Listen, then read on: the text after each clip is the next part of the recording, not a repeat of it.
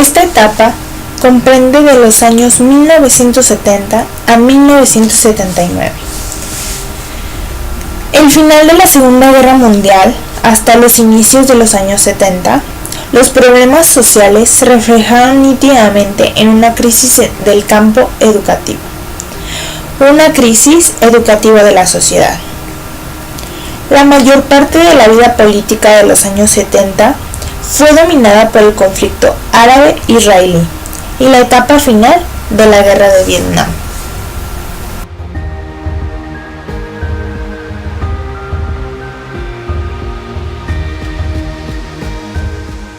En México, los 70 se vivieron en el marco de una verdadera explosión de planteamientos críticos en relación con el modelo desarrollista del crecimiento económico y con el sistema autoritario de control político. Para el año 1973, la inflación mundial se instaló en nuestro país, a tal grado que en 1976 la nación se encontraba en una fuerte crisis económica que implicó la devaluación del peso mexicano. Las condiciones que se vivían en México y el mundo durante este lapso moldearon la educación pública.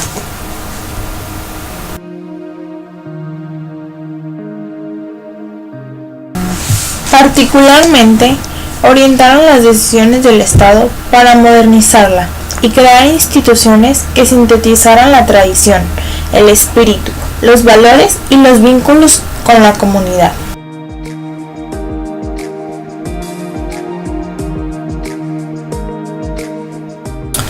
Nos encontramos en un periodo caracterizado por una concepción desarrollista.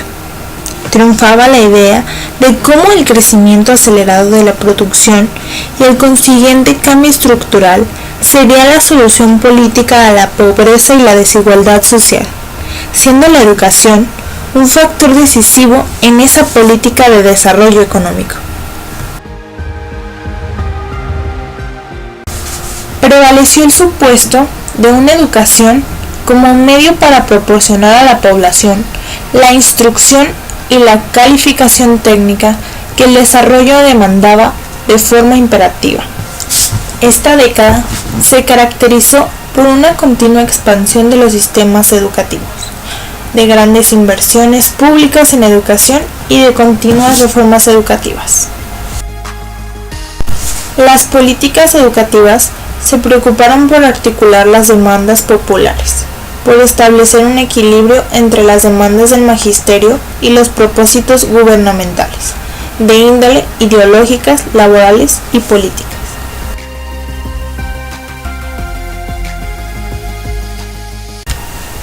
Al analizar las principales problemáticas mundiales en el mundo de la educación durante los 70, se encontraron 4 conclusiones generales.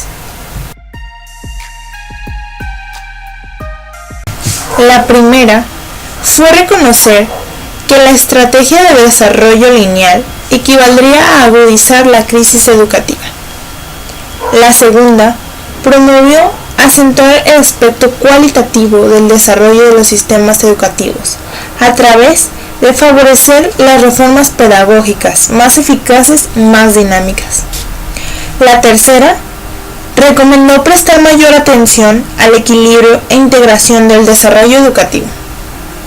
La cuarta consideró reforzar cada una de las estrategias nacionales en el marco de una estrategia internacional. En esta década se situó el núcleo constitutivo en la calidad del individuo, en crear una especie de ciencia del individuo con un carácter multidisciplinario, con la intención de descubrir el medio para mejorar lo más rápidamente posible la calidad de vida en la sociedad moderna.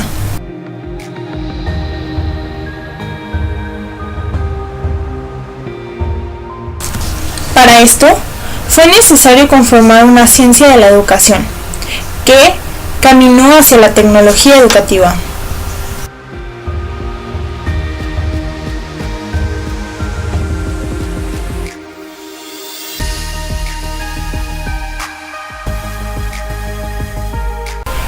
Para vincular la educación de las personas con la tecnología, fue necesario establecer objetivos. Estas condiciones las debían tomar en cuenta los países para elaborar sus políticas educativas.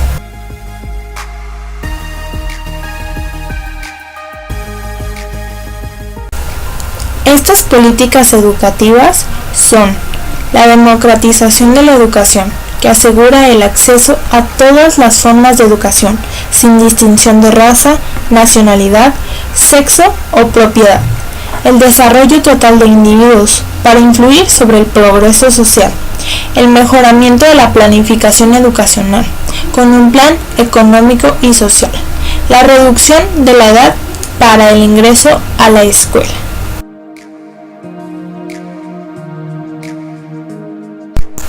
Estas consideraciones, en el marco de la crisis mundial, anticiparon las principales tendencias de las naciones de la orbe y la necesidad de dar respuesta educativa oportuna y eficaz.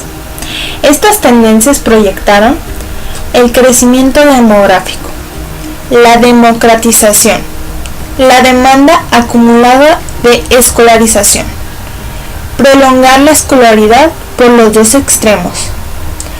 A mayor número de personas habrá que enseñarle más cosas y organizar una civilización de ocio. Es así que fue inevitable que el mundo se adentrara en los procesos de modernización de sus sistemas educativos. Particularmente, la UNESCO inició su programa de educación especial desde 1968, que proporcionó apoyo a más de 200 proyectos en 80 países, prestando asistencia a programas de prevención y rehabilitación para los niños y los jóvenes, llamados en un primer momento débiles o retrasados mentales, física o mentalmente desfavorecidos, con problemas de aprendizaje y o lenguaje, y la generalización del concepto durante la década como impedidos.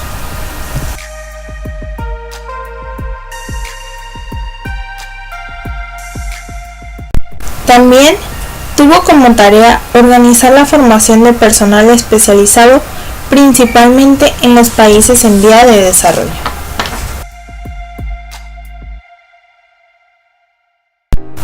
A partir de estos principios y con base en la Declaración Universal de los Derechos Humanos de 1948 y la Declaración de los Derechos del Niño en 1959, la Asamblea General de la ONU proclamó el 20 de diciembre de 1971 la necesidad de proteger los derechos de las personas física y mentalmente desfavorecidas, así como asegurar su bienestar y rehabilitación.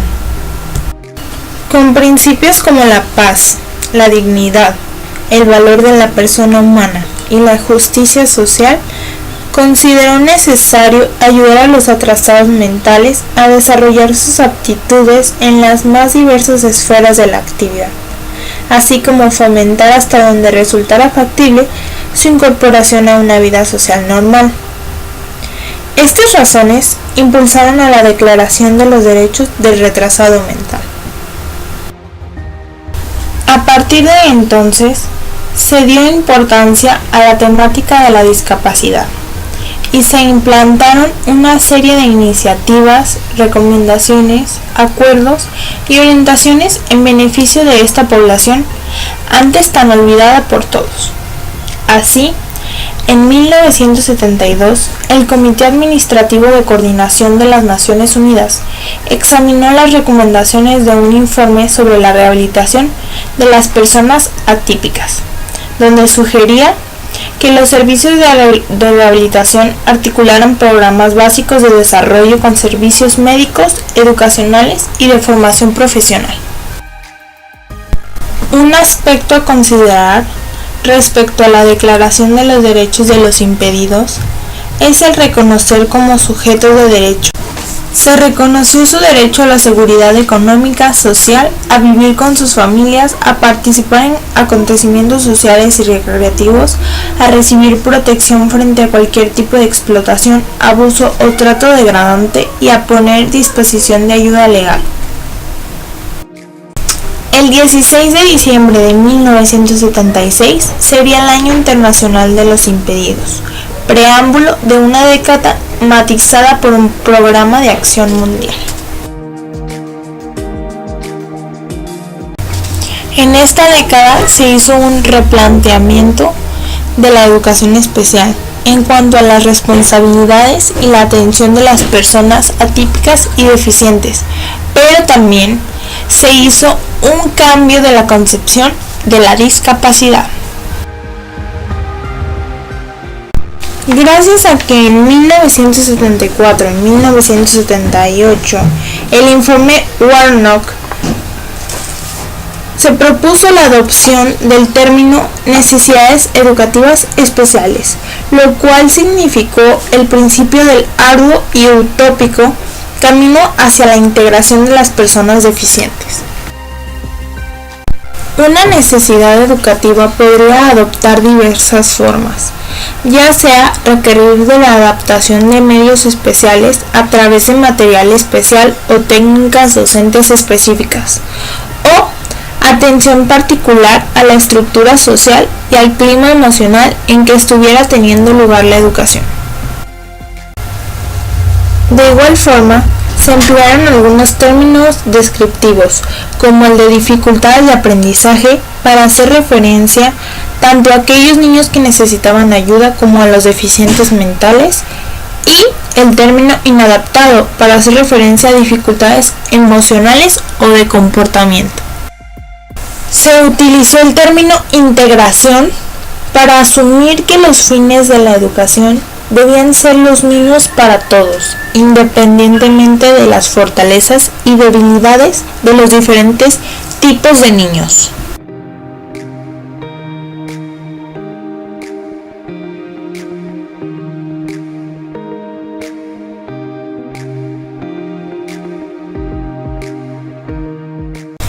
En cuestiones de política educativa, los años 70 podrían llamarse la década del proyecto modernizador, con un amplio impacto no solo en el gobierno del presidente Luis Echeverría Álvarez, sino 2 sexenios después, en el gobierno del presidente Carlos Salinas de Gortari, cuando su proyección alcanzó una redefinición.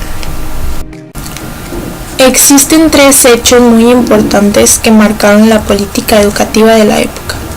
Primero, la reforma educativa echeverrista y posteriormente el impulso a la universalización de la enseñanza primaria con el lema Educación para todos y primaria para todos los niños del gobierno del presidente José López Portillo, así como los procesos de desconcentración y descentralización que se inician en esta década y que culminan en 1992 con la federalización de la educación. Del gobierno del presidente Luis Echeverría Álvarez se puede destacar la Ley Federal de Educación, publicada en el Diario Oficial de la Federación el 29 de noviembre de 1973, donde instaura un orden social más justo, procurando una distribución más equitativa de las oportunidades en lo que a educación respecta. Algo destacable de este periodo es que entre 1970 y 1976 se abrieron 256 escuelas de educación especial, de distintas especialidades a nivel nacional, prevaleciendo las escuelas para la atención de niños con deficiencia mental. En 1971 se creó la Unidad Técnica de Detección en el Distrito Federal, como un espacio de identificación y diagnóstico de problemas en el desarrollo y en el aprendizaje infantil. Asimismo, en 1972 se abrió el primer centro psicopedagógico para atender a niños de 2º a 6º grado de primaria que presentaban problemas de aprendizaje y lenguaje. Durante el gobierno del presidente José López Portillo, se constituyó el primer enfoque de macroplaneación del sistema educativo. Este plan se propuso reforzar el carácter popular y democrático de la educación, elevar su calidad y vincularla al desarrollo económico y social del país, para comprometer el esfuerzo económico, social y moral de la nación en la tarea educativa. Se aspiró a igualar las oportunidades de acceso y permanencia en el sistema educativo para todos los mexicanos y fortalecer el papel regulador, conductor y coordinador de la acción educativa del Estado. Los objetivos del Plan Nacional de la Educación de 1978 son ofrecer la educación básica a toda la población, particularmente a la que se encuentra en edad escolar, vincular la educación terminal con el sistema productivo de bienes y servicios social y nacionalmente necesarios, elevar la calidad de la educación, mejorar la atmósfera cultural y fomentar el desarrollo del deporte, aumentar la eficiencia administrativa del sistema educativo. Otro logro igual de significativo fue sentar las bases de una política que garantizó la posibilidad de cursar la educación primaria a todos los niños del país en edad escolar.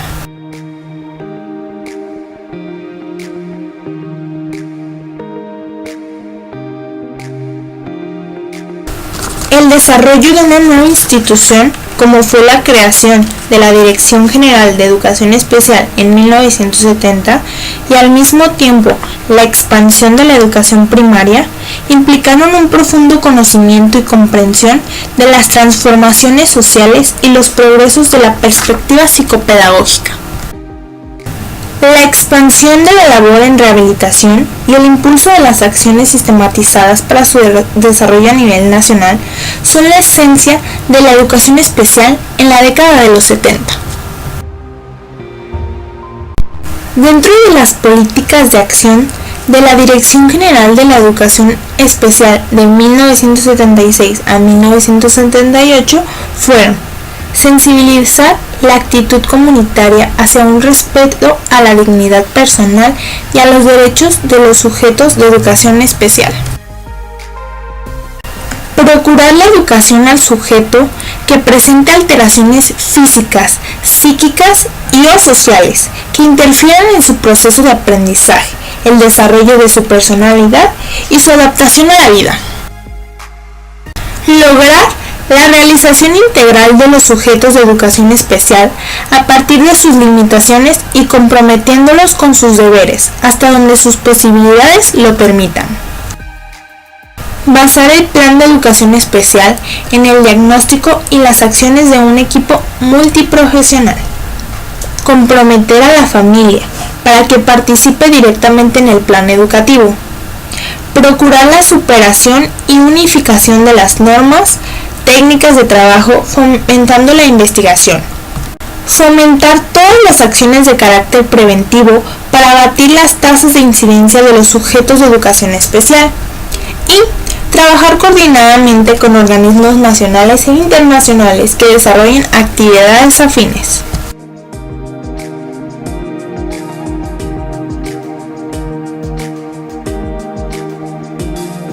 Los 70 planteó nuevos retos para la educación, centrados principalmente en dar respuesta a tres cuestiones fundamentales: educar a un número cada vez mayor de personas, educar mejor y con mayor eficiencia, y educar a más con menos costo. Para este momento se planteó una serie de problemáticas psicopedagógicas en la atención de las personas llamadas atípicas, impedidas, física y o mentalmente desfavorecidas, centradas bajo una perspectiva científico-tecnológica.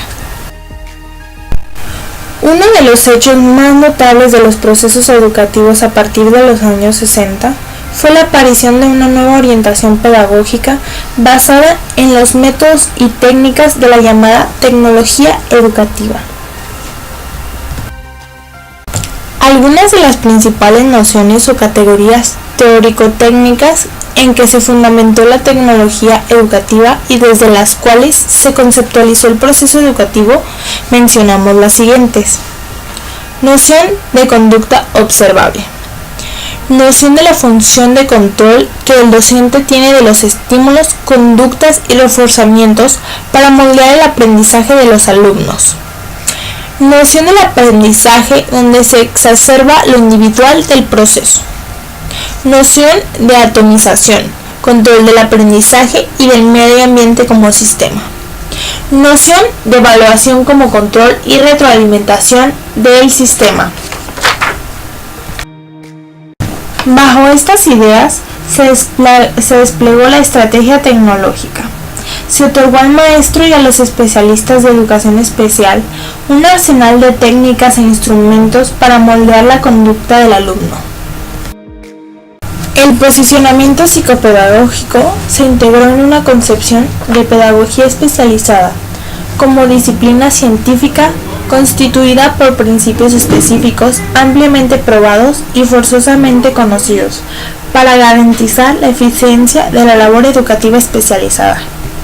Existen principios específicos para los grupos integrados para tomar en cuenta que es la individualización, educación integral, función de sustitución o compensación, estimulación sistemática dirigida, educación precoz y oportuna, libertad de actividad constante como expresión de la personalidad, capacidad de autonomía o de autosuficiencia, enseñanza utilitaria, enseñanza concreta, objetiva y funcional.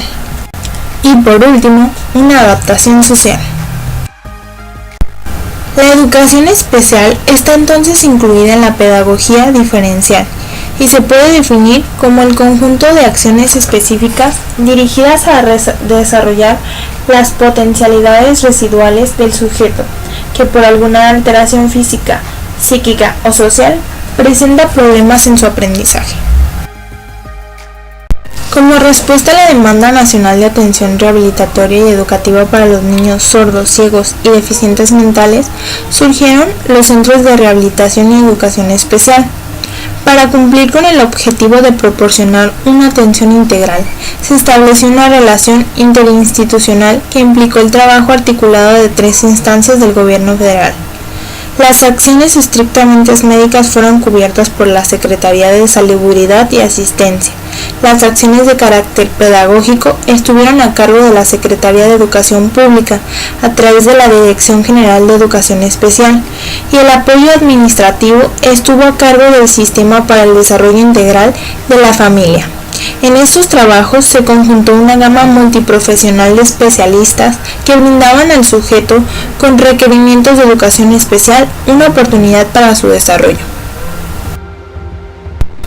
Abordar la certificación para la comunidad estudiantil de educación especial en esta década impone el reconocimiento de 2 consideraciones: el carácter médico rehabilitatorio, parte de convertir al niño y adolescente atípico a través de un tratamiento integral en personas útiles e integradas a la familia, la escuela y la sociedad. Por otro lado, este planteamiento da origen a la existencia de un sistema paralelo entre la educación especial y la educación elemental. Estos 2 puntos nos permiten advertir cómo los alumnos atendidos por el servicio de grupos integrados y que continuaron sus estudios en la escuela primaria hasta concluirla, recibieron su certificado correspondiente, es decir, a partir de la mediación de los conocimientos de los alumnos, se advertía un logro en los objetivos específicos del aprendizaje diseñados en los planes y programas del estudio, tal como lo planteó el artículo 47 de la Ley Federal de Educación de 1973.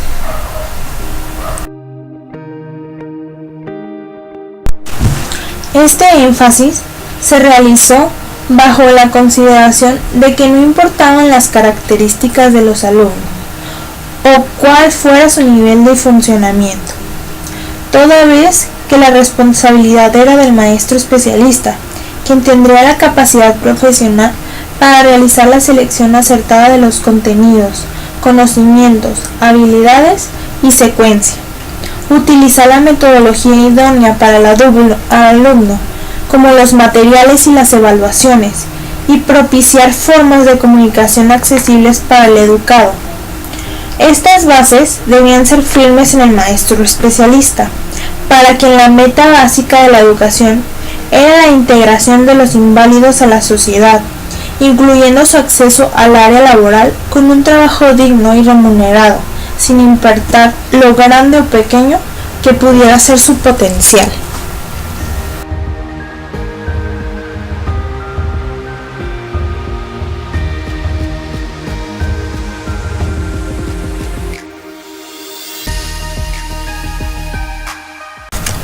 Para que la inclusión de todos los niños a una educación, fue necesario pasar por varios procesos, por varias leyes, normas y legislaciones como reformas educativas para lograrlo de una manera efectiva y contundente.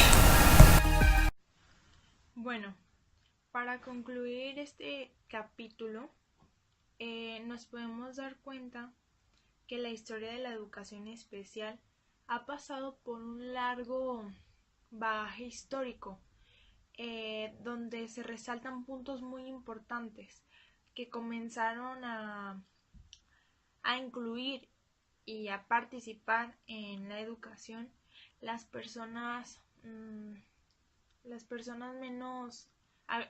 menos favorecidas por el sistema educacional.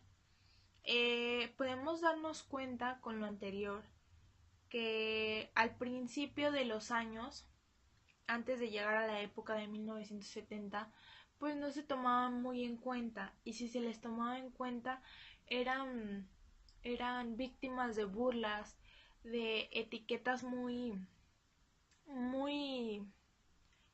ultrajantes que los desvalorizaban como personas.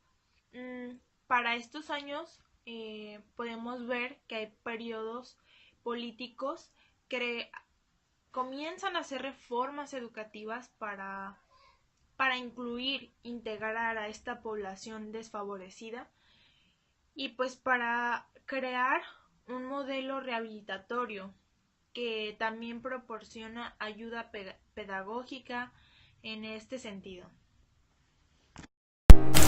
Es muy importante tomar en cuenta que aún falta mucho por hacer en esta población.